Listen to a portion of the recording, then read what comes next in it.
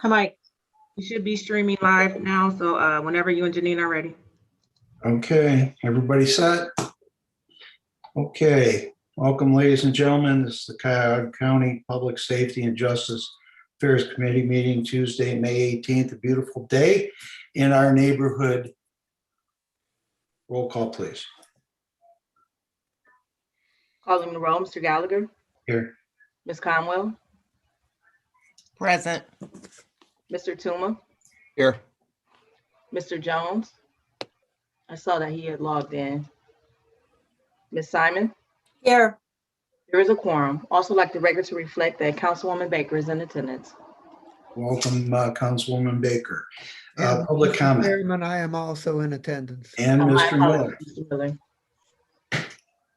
Welcome, Mr. Miller. Public comment. Thank you. No, Mr. Chair, no one submitted any public comment. For the committee, in your packet, there was the minutes of the March 30th meeting. If they're in order, I'll accept a motion and a second. Okay, so moved, Simon. Second, Conwell. Thank you. We've got a motion and a second. All in favor? Aye. Aye. Against? Thank you. In matters referred to committee, we're gonna skip directly to the introduction of the county sheriff and his staff. Any questions you may have for him or any members of his staff are certainly fair game. I wanted to give him an opportunity to get his feet wet over at the jail and with the troops with the sheriff's department. He's been there a little while now, and I'm hopeful that he can put I'll make a motion. Aye. Put a face to the names of the individuals that he's chosen to be his administrative leads. Is the sheriff available? I am present, Mr. Chair. Okay, welcome, Sheriff. Again, I just told the council people that they can ask any questions, any updates that you might have would be helpful to us. And if you would introduce the folks that you're going to be relying on the front lines as far as your personnel, and it's all yours. Well, thank you, sir. And if it pleases the chair and it pleases the committee, I do have a very short update presentation for you. But I would like to introduce the people who are present with me in the room. We're trying to maintain distance, so we might not all be captured on camera, but I do want to assure you that they are here, and they are Jail Administrator Rhonda Gibson, Jail Warden Michelle Henry, Captain Don Jerome, Lieutenant Joe Griner, and my Fiscal Officer Donna Khalil. Unfortunately, Chief Deputy Smith and Captain Peters are both part of this staff. However, they're unable to attend today. I'd like to present some information and some updates that have occurred here at the Sheriff's Department in the last several months. First item I'd like to touch on for you is our departmental training. As COVID-related restrictions have changed, numerous training efforts have begun to reopen, continue, or been restarted. And they include some of the following, but they're not limited to just these. Approximately half of our sworn law enforcement officers have completed the procedural justice and police reform training that was presented by Tri-C. We anticipate the rest will be completing that over the next quarter of 2021. All of our jail corporals, sergeants, and SRT personnel have received training in the use of force and civil liability. All of our jail corporal, sergeants, and SRT personnel have received training in cell extractions and the use of pepper ball. All of our jail sergeants received training in offender release procedures. The Metro Hospital staff received training in jail security and emergency evacuation operations. De-escalation in corrections training is being provided currently to all corrections staff. The Metro Hospital staff provided us with training on suicide prevention, segregation due to health issues, pregnancy issues, naloxone usages, de-escalation, and COVID protocols. And our deputies are currently approximately halfway through our annual in-service training, which includes use of force training, de-escalation, and first aid. With regards to operations in the Sheriff's Department, several changes occurred at the operational level this year so far. our specialized units for electronic monitoring of those under court supervision, and our transport units were again instituted and put in place. All of our non-essential specialty units, which included our narcotics units, our interdiction units, and our warrant service units, were reassigned to the Justice Center courts in preparation for the courts opening back up to more full service, so that we have many more deputies currently present in the courtrooms for security purposes. The department, we instituted and created its first ever policy unit. This is designed to maintain a continuous progressive drive to consistent procedures and directions, including training and accountability. This is a unit that has not existed before and will be taking advantage of the Lexipol software program that was funded by council and recommended by the executive in the past. We do have plans in place to create and implement a formal internal investigations unit moving forward, which will be a pivot point to handle all employee-related investigations and discipline comprehensively under one umbrella and one contact point. With regards to equipment and some facilities upgrades, we are always seeking to ensure that the best available equipment and high-quality facility standards are being met. In 2021 so far, these are some highlights. We utilize grant funding to purchase a backscatter X-ray machine, which allows imaging inside vehicles and building walls during the search warrant services and provides for officer safety. We utilize grant funding also to purchase a UTV four-wheeler for use during special events, especially in those areas where vehicle access is limited and response or rescue requires quick access. All COVID-related HVAC upgrades have been completed in the jail. So with testing and airflow data available, we will be able to show full compliance with state jail standards with regards to airflow. We started a pilot project in the jail that's initiated to better track the patrol tours of the corrections staff. Our visitor management system in the jail has been put into place and is fully operational. In an effort to improve contraband control, we installed a full body scanner in the intake booking area down in the jail in booking. And additionally, we have a body scanner that's been purchased and installed at the jail access point where employees and staff make entry. As soon as we finalize some policy and brought on full staff, that will become fully operational. I want to touch on a couple of issues with regards to inmate services. Despite COVID and its deleterious effects on our congregate living settings and on infection control, we were still able to successfully ensure that inmates were able to participate in some important social responsibilities and programs. For instance, in collaboration with the Board of Election and several nonprofit groups, our eligible inmates continue to be able to vote in all applicable elections. Our efforts have continued to ensure that inmates receiving COVID stimulus payments are able to either deposit those funds into the commissary accounts that they hold or transfer them back to home and family. And just recently, as of May 1st, we began providing COVID vaccination to inmates through our medical provider, Metro General. Any eligible volunteer inmate can receive the single-dose Johnson & Johnson vaccine. And we have made arrangements for those who need second doses from other manufacturers to ensure that they're able to be covered as well. We started on May 1st, and we have well over 100 inmates who've been vaccinated so far, and our jail staff are working hard to implement some incentive programs for the inmate population so we can support continued higher levels of vaccination. Also, a new thing here at the Sheriff's Department has been Canine Issues. We purchased 2 narcotic detection canines. They're trained to work specifically in the jail. They've been busy daily assisting with random security sweeps in the jail pods and responding to specific incidents and employee access issues. In March, those canines earned their national certifications. And as this program continues to roll out and show success, we have plans to increase that hopefully in the future with 2 additional jail canines. We've also posted out for a position for a deputy to be appointed as a canine handler for an explosives detection dog.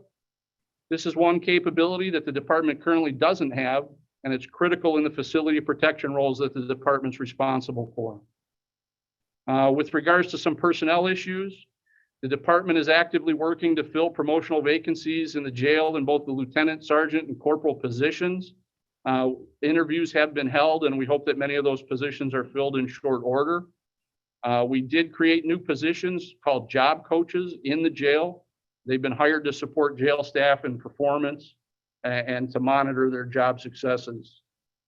With regards to law enforcement personnel, we're still actively working to fill vacancies for both sworn deputy as well as protective service officer positions. And that hiring process is ongoing through HR and the PRC. I am currently completing research and recommendations regarding the composition of the department's command staff and organizational structure. That's a process that I undertook when I originally started. It's ongoing, and we are compiling our recommendations as to what the eventual organizational structure of the entire department should look like. We have our own individual law enforcement units that we anticipate will begin collecting data that will be used to do workload assessments for planning into 2022 and beyond, to ensure that we are staffed appropriately in all the various different units that we have to provide service in. In the future, we are in negotiations with our inmate technology vendor to provide digital access to inmate mail. This would eliminate physical pieces of mail entering the facility and give us even more control over contraband breaches. And we certainly anticipate that once that contract is negotiated, that again, we will be making things not only safer for the inmates, but providing them with more access to the outside world. And I would be remiss if I didn't mention two things in closing of this statement. First is that this coming Friday is the parade and ceremony for National Peace Officers Memorial Day. This is where we solemnly remember those who have died in service to their communities. And second, because I promised his father that I would take every opportunity to ensure that it wasn't forgotten, I wanted to remind everybody of the heroic actions taken by our corrections officer, Tim Cruz, in the early morning hours of March 13th. He selflessly defended the innocent and lost his life attempting to stop the worst among us. And those are the significant events that have happened in my short tenure here. And we and myself and my staff are more than happy to answer the questions that you have. Thank you, Sheriff. Questions from the committee? I have a question, Mr. Chair. Yes, ma'am. Thank you. To the sheriff, thank you for the presentation. And I've been hearing for years that we need dogs to be able to sniff out explosives in the jail, but also like during conventions and things like that. And we've had to borrow dogs. Are we able to use the dogs in beyond the jail capacity and go outside to the convention center and things once we get them? Yeah, I apologize if there was a miscommunication. The narcotics dogs that are in the jail work solely for narcotics. They don't do. I know. No, you were clear, Sheriff, but you said you wanted to go forward. Mm-hmm. Yeah, the explosive, well, we have plenty of narcotics and working dogs outside of the jail already. I believe we have 5 on staff, but I am going to be adding an additional dog, and that dog is specifically for explosives. That is a capability that we do not currently have that I want to upgrade to. And yes, that dog will be available anywhere that the county has responsibilities. Yeah, that was the question. Thanks a lot. Thank you. Further questions? Ms. Conwell. Through the chair to Chief Violin, in your presentation, you talked about the COVID-19 vaccinations. Are the vaccinations mandated for the inmates? They're currently not mandated, and we're taking the advice of our medical professionals and our medical partner, Metro General, with regards to that. However, what we are doing to increase vaccination rates is we are attempting different methods of incentivizing the inmates so that they become aware of the issues and may volunteer to get vaccinated. Some of those incentives include things with commissary accounts and things with access to resources that we may be able to provide to incentivize vaccination. We like to get our vaccination rates up higher. but we do have a transient population. They're not always with us for an extended period of time. So we're doing what we can with what we have available right now. In terms of, do you know the numbers who have been vaccinated out of the population total? The last I looked, and please don't quote me on these numbers, we have 105 people that are currently in that we have vaccinated, but the numbers are actually higher when you consider people who have been vaccinated and passed through our facility and are no longer there. I don't have those numbers. Okay, you can provide those though at a later date, correct? Yes, ma'am. Okay, thank you. Thank you, Mr. Chair. Further questions? I have Mr. a Chairman, question, Chair. I heard two people. I'm not on committee, so let your committee. Okay, let me, anybody else on the I'm the one committee? that was not on the committee. Okay, Nan Baker, go ahead. All right, thanks. Just to follow up on that question of the vaccines, can you give a percentage of what you typically do vaccine for those that are in your custody? Are they 50%? You have 75%, 25%? How many do you typically get and encourage to get vaccinated?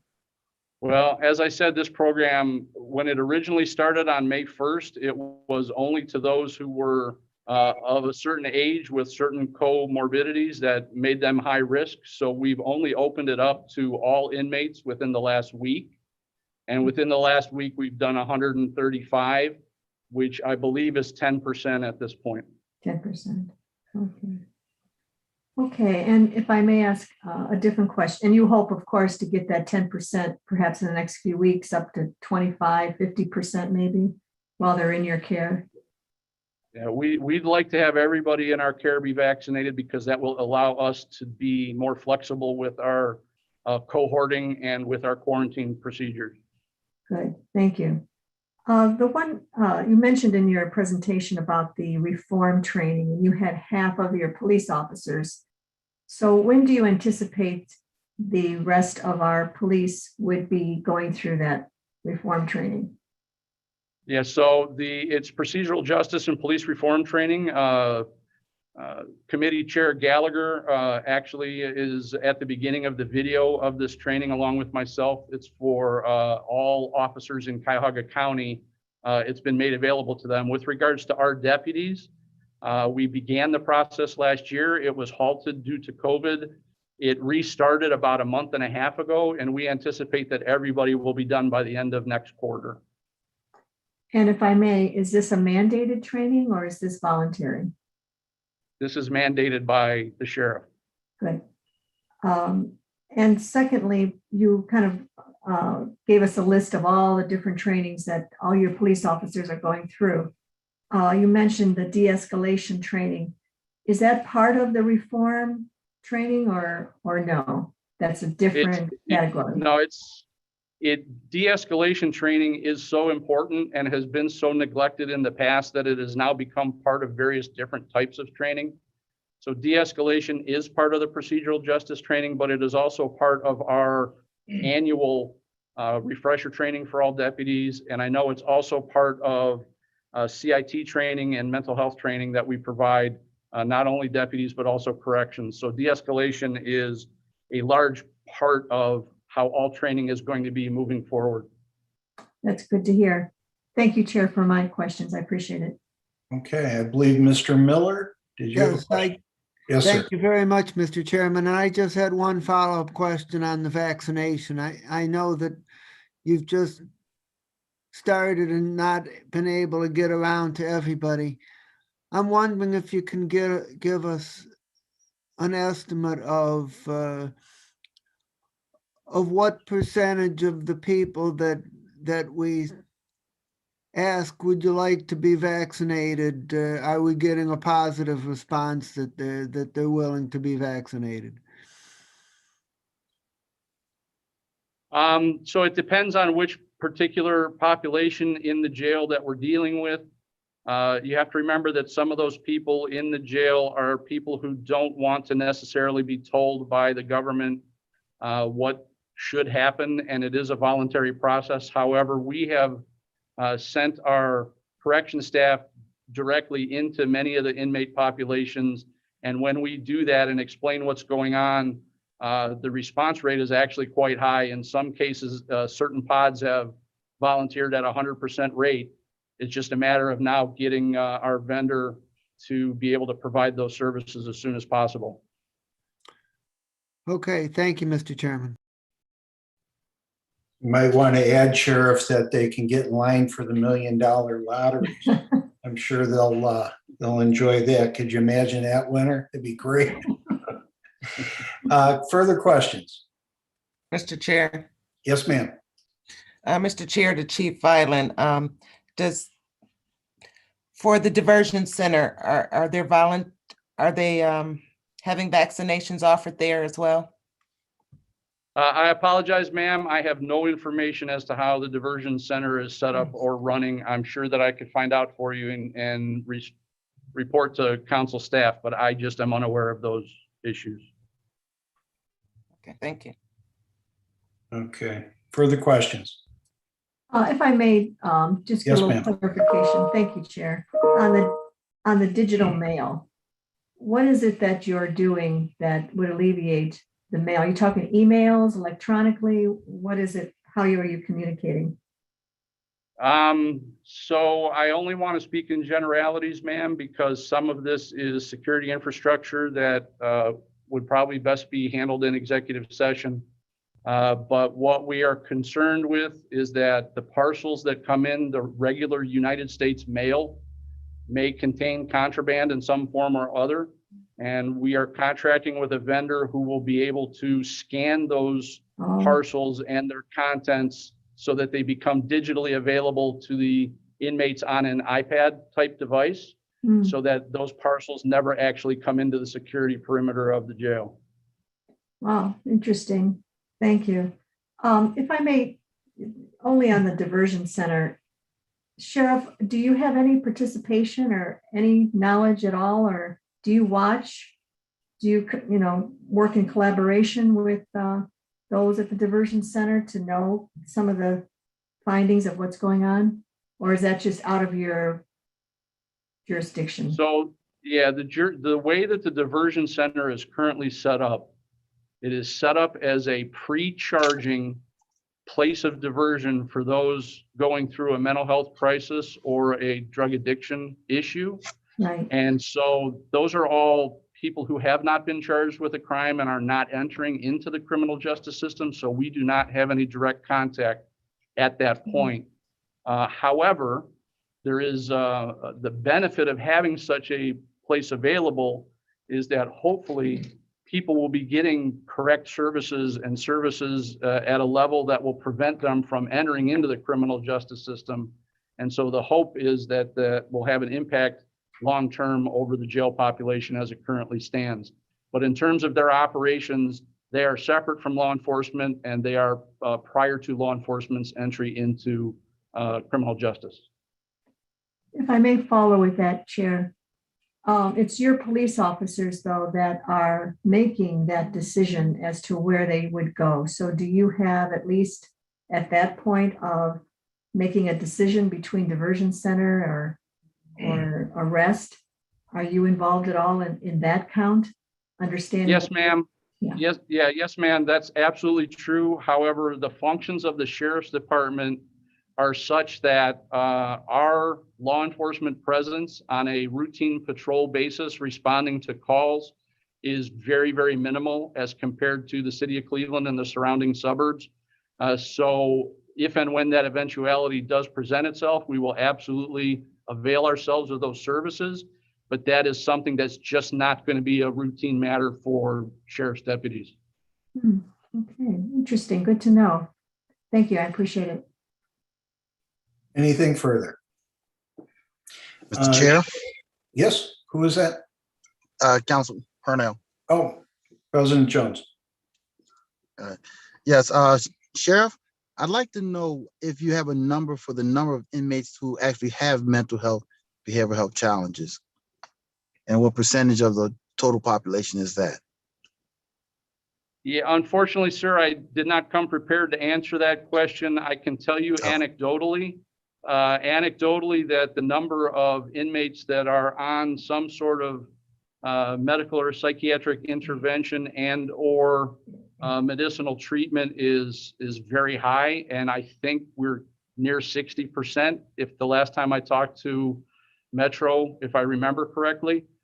So a number of people who require special treatment and or even if it's just pharmaceutical interventions is very high in the jail. Okay, and I don't need that now, but I would like a follow-up, a little more detail on that, the overall numbers of behavioral health, mental health individual inmates, and how many of them are actually being treated for that. Okay, what I can tell you is this: I will absolutely follow up with Metro and get their numbers. They will be the most accurate statistics available, but I will also tell you that they are all being treated to the best of the capabilities of Metro and the sheriffs that we can provide for them. Thank you. Mr. Thank you, Chairman. Thank you, Mr. President. Mr. Miller. Thank you. I had just one follow-up question about the digital mail, and my question is whether this is going to be done in a way that the inmates have privacy in the sense that they can be assured that they can read their mail without it having been read by staff or anybody else, or do we not guarantee the privacy of the mail? A couple of issues, Councilman. First of all, we don't guarantee the privacy of all mail. Mostly it is privileged mail, which would be attorneys or anybody with which the inmate has privilege. But in the interest of privacy, the third-party vendor will be handling most of this, and we will not be provided with content. So that's part of what's going on. The inmates are all going to benefit in a way that they currently don't have available to them by having each an individually assigned pad device to utilize for all of their interactions with the jail. And that is a system that's not currently available to them. So we're hoping that along with the contraband control positive effects, that we're also going to be servicing our inmates and giving them more access to more different types of things individually anytime they need it. So what you're saying is that the new system is actually going to provide a higher level of privacy than the current system, although not guaranteed in either case. Yeah, I think that would be a good way to put it. Yes, sir. Okay, thank you. Okay, further questions for the sheriff or his staff? One Sheriff- further question, Yes, Mr. sir. Chair. Yes, sir. I know we focused on the jail, but Sheriff, you're over so many other departments as well. I have one question to know if it's on your radar. In the Jane Edna Hunter building, there were some challenges there with the youth. As they had been removed from homes for abuse and neglect, and after being triaged at Metro Health, they waste stationed or transitioned in Jane Edna Hunter until they be found, a home could be found, a grandparent or a foster care or some place for them to transition to. And the time while they were in the Jane Edna Hunter building became a problem. There was media coverage over the years, physical abuse to employees, and many other challenges around that transition time while those children were there. The whole solution may not be on your staff that's there. Certainly the HHS departments are strategizing. I wanted to know if you were aware of those challenges over there, and if the overall solution, if you had any part in that, in a solution for what's going on over there. I will tell you, Council President, that with regards to all of the various interactions that the Sheriff's Department has with various different county facilities and county programs, we will be assessing moving forward how we best can serve those constituencies. We will make sure that and meet with each of those stakeholders to make sure that their concerns are heard very often. And this might be one of those situations where we are not directly involved because Department of Children and Family Services is the primary provider there. But as I continue through this next year, it is my goal to make sure that we are providing appropriate and high levels of customer service to the various different county agencies that we deal with. I don't have any direct knowledge of that which you have presented, but I certainly have marked it down and it will be on my list of things to take a look at. Okay, I appreciate that. Okay, thank you. Thank you, Mr. President. Any further questions for the sheriff? Sheriff, you might have said this, but have you chosen a first in command? So as I said in the presentation, or prior to the presentation, Chief Deputy Brian Smith is currently first in command. However, in concert with the chief and with my captains, we have been researching changes to the organizational structure as a whole. And we look forward to coming to some determination as to what that organizational structure will look like moving into the future. We have not yet finalized that plan, but it is certainly coming. But as of the day I walked in the door, I have been supremely well supported by current staff, and Chief Smith being primary among those, and he is currently first in command. Thank you. Earlier, we talked and I shared my concern regarding the hiring and retention of our CO population. And as you know, the word gets around that maybe some people are being used as COs that aren't COs. Could you put that rumor to bed? Well, it's not a rumor, and so I will address it the best that I can. And I know that when I first talked to all of you during the pre-confirmation process, I tried to make it explicitly clear how important I thought that the health and welfare of the inmate population was with regards to the duties and responsibilities of the sheriff. We have 1,500 people, all of whom at some point have been in a crisis situation, none of whom necessarily want to be here, that we are in sole charge of their health, care, and custody. And if and when we don't have the staff necessarily to accomplish that successfully, in that rare emergency situation, it requires some intervention. Prior to my arrival, that intervention was assisted with members of the State National Guard filling in to assist with certain roles in the jail. And on a single instance, since I've been here in an emergency situation where our staffing required bolstering, we brought in special deputies as well as protective service officers to fill in certain support roles over the NFL draft, with the primary focus being that our inmate population was maintained in a safe and healthy manner. Thank you. And that segues into my next concern, and that is the hiring of new COs and their retention, which is probably as important as we discussed privately, and making this a more desirable profession to go into, and stressing the fact that this is a profession and that compensation should mirror the job itself. I know a lot of people don't think it's a very important job, but I struggle to think of another job within Cuyahoga County that's more trying and more dangerous than maybe those folks in Children's Services, but certainly our COs. I had Mr. Drucker available here because I wanted to express my concern, and I've talked to a couple of my colleagues about looking outside the box as far as providing maybe stipends or bonuses in retention manners to keep new hires here.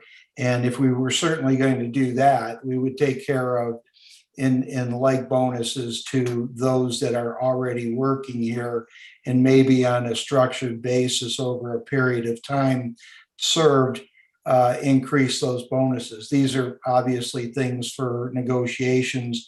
I don't want to get in the way of that, but I want you to know that it's on my radar to at least start compensating. I think that's part of the problem with retention, other than the job itself, is the compensation.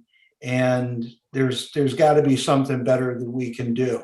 I'm not going to criticize HR Director Drucker, I know he's walked into somewhat of a difficult situation since we've been elected.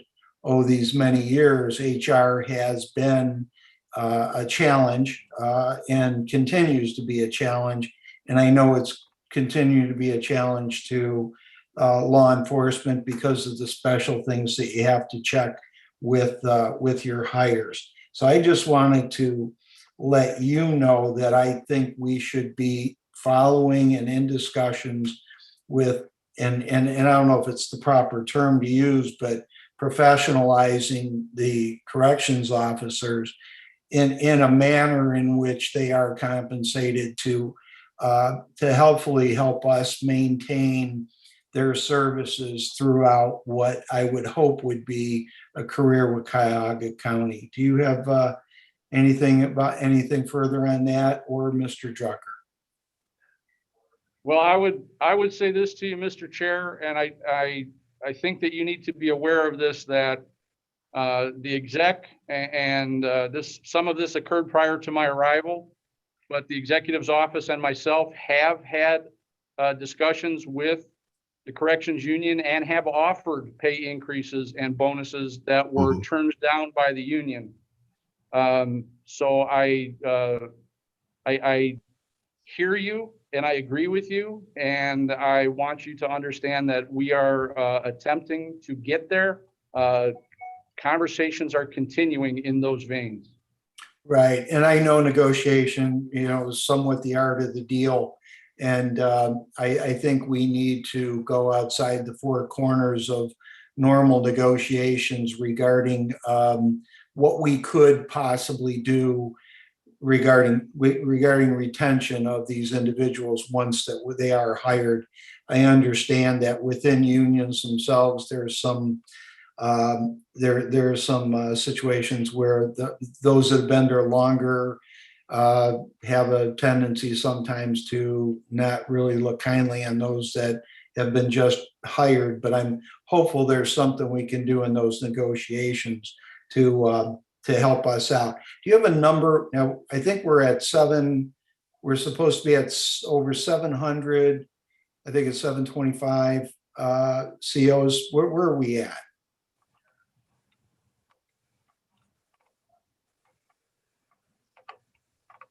So I apologize. I'm looking at my most recent statistics. So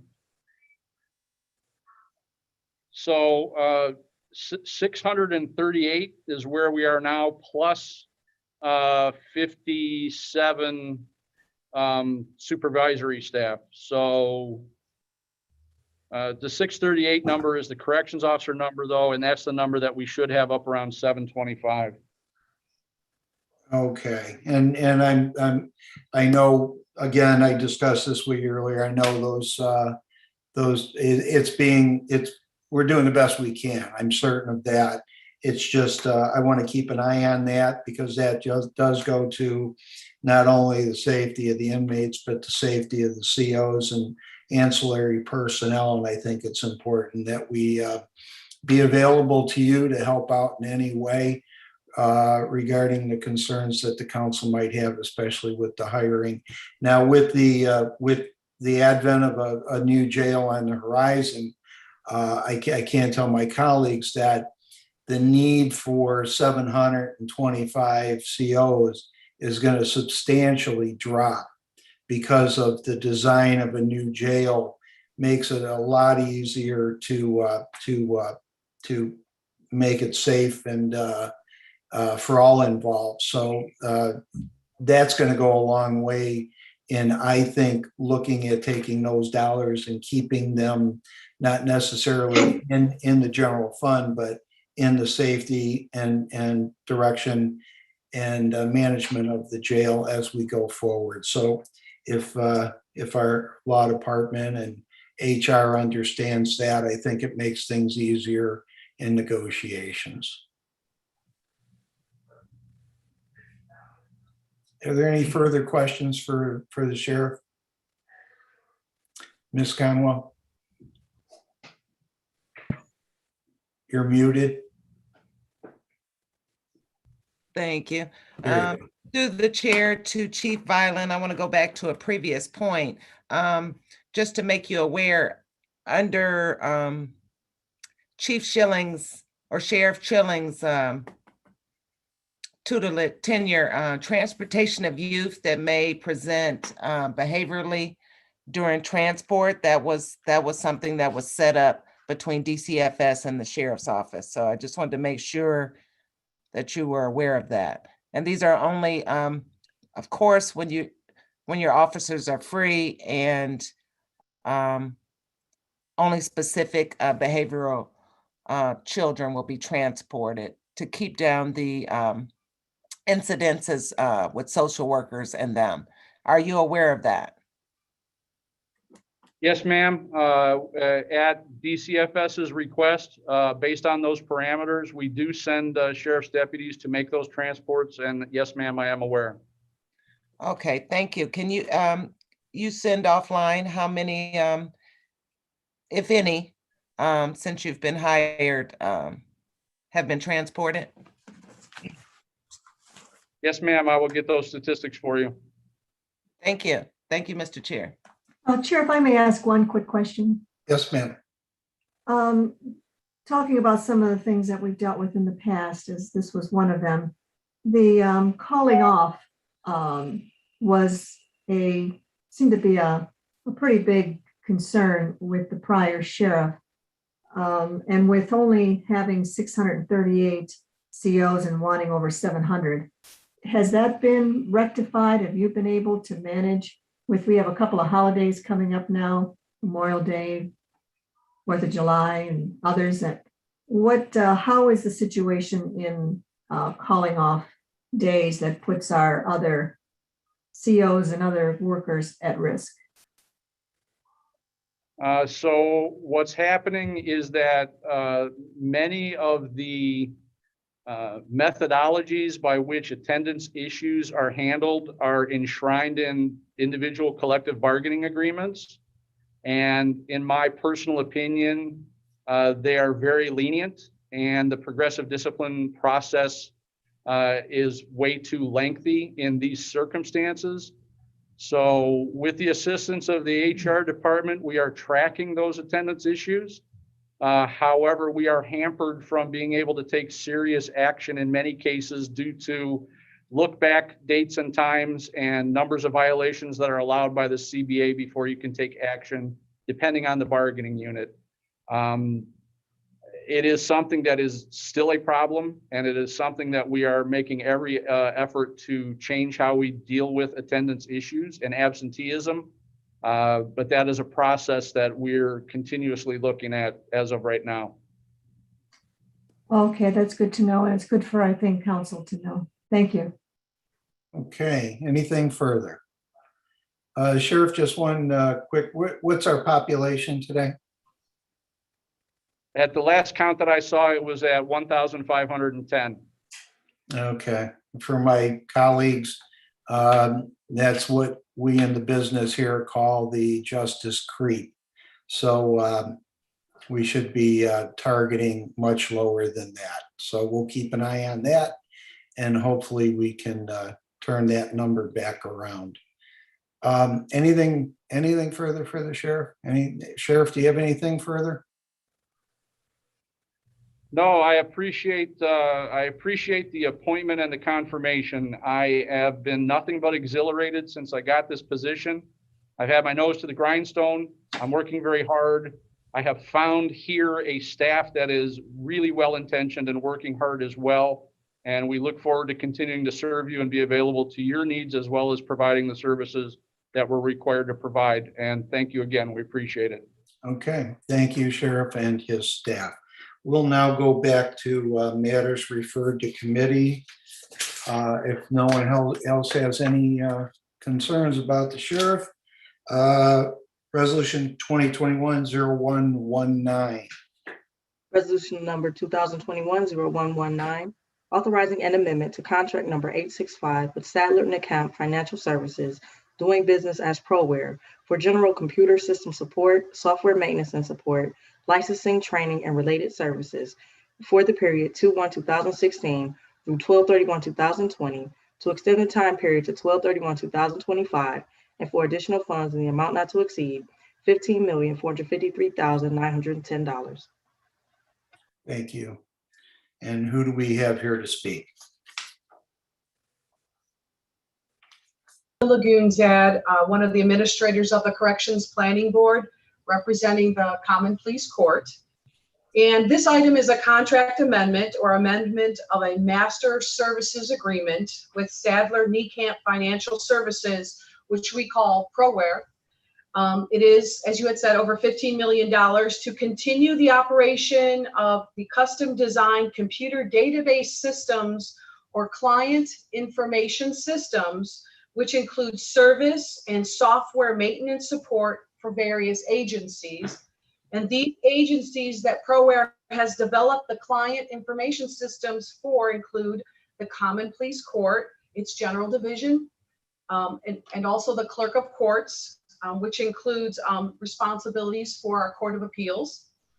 That system is called CCJIS.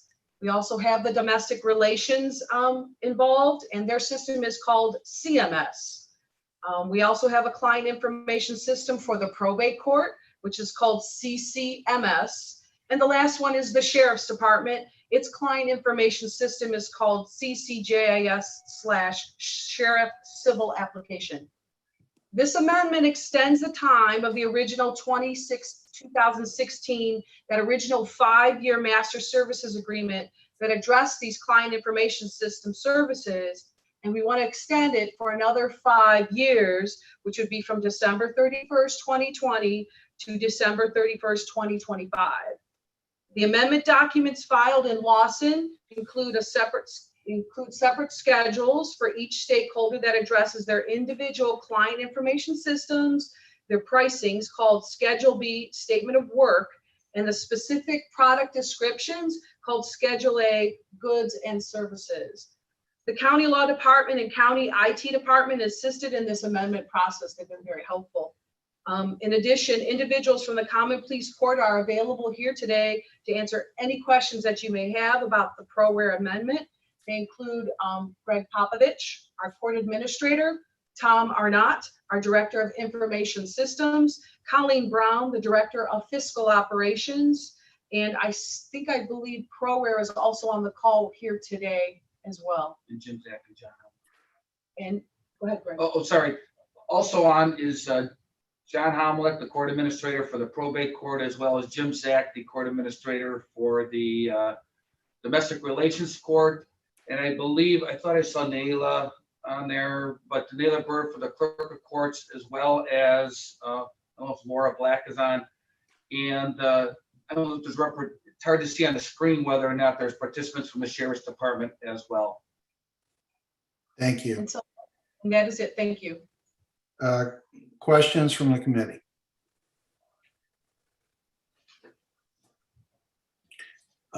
Hearing none, I will tell you, and this certainly isn't a fault of yours, but it's been a process on our side.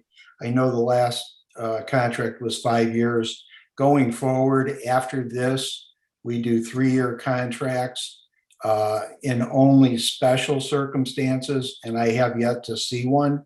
Will we go to a 5-year contract? I don't know if that has anything to do with the problems that we've been having recently with our IT. Again, not a problem on your side, a problem on our side. But if you could remember that the vendors, I've yet to hear of a good reason, unless you can come back and save me a whole bunch of money.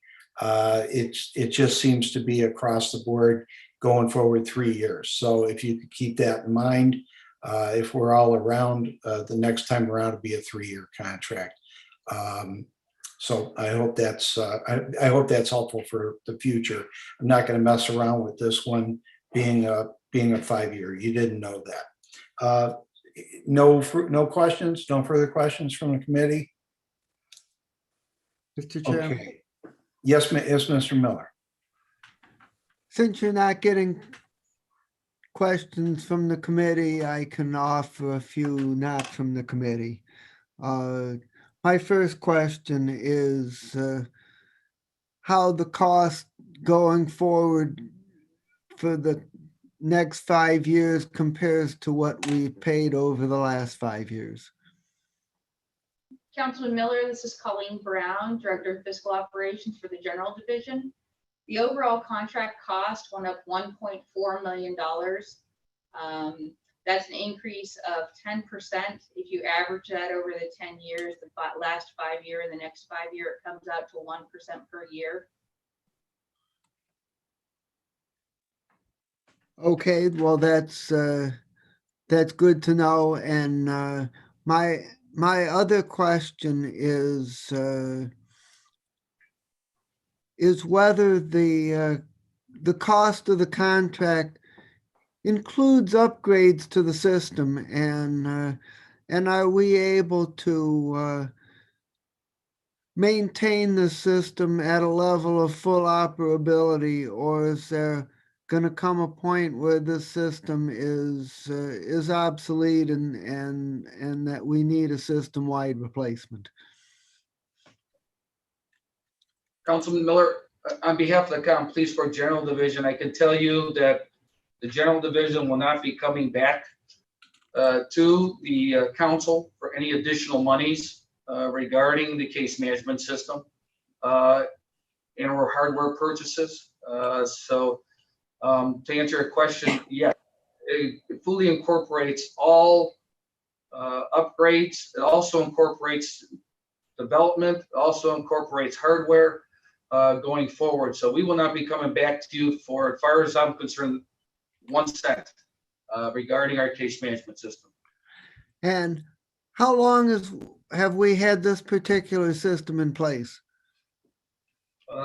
There's actually different systems. I can give you a rough outline. Overall, in Cuyahoga County, ProWare served us for about a little over 20 years now. So the original ProWare system for domestic relations, was their system went live in 1999. The General Division went live. We actually had 2 modules went live on the civil side in 2002, on the criminal side in 2004, and then in 2010 the Probate Division went live. And I apologize, on the General Division that also includes the clerk of courts. I should have included that in there as well. In 2020, the Sheriff's Department just they're in the process now of implementing their stage of the module as well. And are there other companies that could provide the same kind of program, and are we at some point going to go out for competitive bid, or do we feel that the costs of changing from this system to a new system are prohibitive, and that we're going to continue with the same system indefinitely? I can tell you, at least at this point, the General Division is extremely happy with the services. I believe I can speak on behalf of the Probate and the Domestic Relation Divisions. They're also very happy with the services we've received through ProWare. We are continually developing. We keep up to date on things. So at this point, the system is serving us well. I'm sorry, I cannot speak on behalf of the Sheriff's Department and the Clerk of Courts, but I can tell you that right now we're extremely happy with the services. Putting in a legacy system is of course very challenging, and anyways, right now we don't foresee a need to go out for a public bid process at this point. Even if we did, that process would take, just the bid process alone would take probably, I want to say 4 to 5 years just from a bid process to be able to hire a consultant, to be able to do a system analysis, to be able to go out to bid, Councilman Miller. So it would be an extended length of time just to get into a position that we can go out to bid. So I don't know if that answers your question. Well, it does. And given our experience in other areas, if it isn't necessary to do something like that, it's probably good to leave well enough alone. So I appreciate your response, and thank you, Mr. Chairman. Thank you, Mr. Miller. Yeah, that's something that's down the road, even if we go there. If we're going to move forward on the jail, certainly as best we can.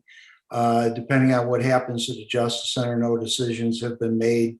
The one thing that our experts that we've hired have said that if you did build a new Justice Center or redo the Justice Center we have with a new jail, there should be one system. And there's not much of an argument there, but the jail, my hopes are maybe in 2.5 or 3 years, a Justice Center probably somewhere between 5 and 20 years down the line. My hope would be it's closer to 5 than 20, but that might be a debate and an argument for another council at another time. So as you say, leave well enough alone right now, and we'll cross bridges when we get to them. Any So- further? Yes, sir. So, Mr. Chairman, when you talk about a single system, what other system is there besides this that does something of the same thing? There's a number of them out there, as there is a number everywhere. But to bring in a new company right now to switch everything over would be at best difficult, and certainly not seamless. The ideal thing is to have all the courts, the sheriff's office, all of our safety and justice concerns on one system. We don't have that right now. That would be the ideal, but we're not really in an ideal world yet. And that future is in the future. So like I said, those are bridges we'll have to cross when we get there.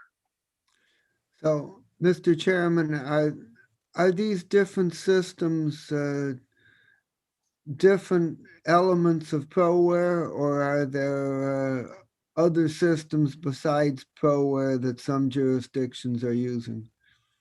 Different systems, and if you bring in and I'm not even talking about the municipal courts because that's a horse of a different color, but just within Cuyahoga County, the appeals court, the sheriff's office, the clerk's office, it's all separate. Now they connect as best they can, but we're being told by our experts, if you go with a new building, a new jail, you're best off being on one system to make things as seamless as possible. And those would be long and hard discussions at a future date. Okay, thank you, Mr. Chairman. I agree that that's a very good goal that we should keep in mind for the future. Okay. Nothing further on resolution 2021-0119 if it's in order. Looking at the time, I would suspect that the courts would like this to move as quickly as possible. This has been sitting for a while, and I'd like to thank you for kicking this 2 weeks. We had the opening of the diversion center, and I didn't want the committee to miss that. So thank you for that. So if the committee finds this in order, I'll accept a motion for resolution 2021-0119 for second reading under suspension. So moves. Conwell. Do I have a second? Second, Jones. Thank you, Mr. Jones. Is there any further discussion on this? All in favor? Aye. Aye. Aye. Against? Thank you. Okay, thank you. Well, thank you. Thank you. Resolution 2021-0120. Resolution number 2021-0120, authorizing an amendment to agreement number 1095 with City of Cleveland for cellular 911 public safety answering point services origination in the City of Cleveland for the period 10/20/2014 through 10/19/2019 to extend the time period to 5/31/2021 and for additional funds in the amount not to exceed $967,500. Yes. Thank you. Who is here? Councilman Gallagher, Alex Pelham, Director of Yes, Public sir. Safety and Justice Services. This represents the third amendment to the contract between the City of Cleveland and Cuyahoga County for the disbursement of wireless government assistance fund through the state of Ohio, which is outlined in the county's 911 plan, which is approved by a 5-member group throughout the county. This contract started in 2014 when the City of Cleveland began receiving their wireless calls. As noted, this covers the time period of October 2019 through May of 2021. The typical amount for this is $600,000 annually. You'll note that this is $967,000 due to a proration with CCOMs taking back wireless calls starting in June. With the timeliness of this contract and some of the delays we'd had prior, I'd ask that this be considered for second reading suspension of rules. Okay. It might be helpful if you could go through how the PSAPs work, our relationship with Cleveland, and how we got there. Absolutely. So the way the 911 works in Cuyahoga County is the landlines, or your copper lines, as traditional phones, are able to be routed specifically to the address due to the way the system's put together. With the advent and the influx of cell phones that have come in, those work traditionally off the cell phone towers, and they have specific sectors. So it's as technology has increased, nationwide, the 911 technology has not increased in order to be able to pinpoint it. So the way that this is done, the wireless 911 calls until June 1 are done in two different manners. If it is inside the City of Cleveland, due to the large number of sectors that are wholly within it, those calls starting in the end of 2014 went straight to the City of Cleveland. All other wireless 911 calls throughout the county are answered by CCOMs and then routed to the correct public safety answering point, or PSAP. Okay, thank you.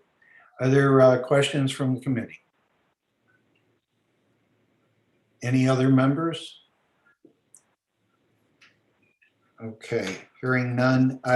Alex, I noticed that the timeline would probably dictate that we move this forward. I have an end date. Do we have an end date of 5/31/2021? Yes, sir. And what, do you have one coming behind this? No, so, sorry. Sorry to cut you off. No, so this is, like I noted, this is prorated because the City of Cleveland will no longer be taking wireless calls per the change in the county 911 plan starting in June. Okay, thank you. Everyone comfortable with that? Hearing no questions, I'll accept a motion for Resolution 2021-0120 to the full council under second reading suspension of the rules. Do I have a motion and a second? So move, Conwell. Thank you. I'll second. Is there any further discussion? All in favor, say aye. Aye. Aye. Aye. Against? Thank you very much. Thank you. Thank you, Chairman. Is there any further concerns? Hearing none, we're adjourned. Thank you.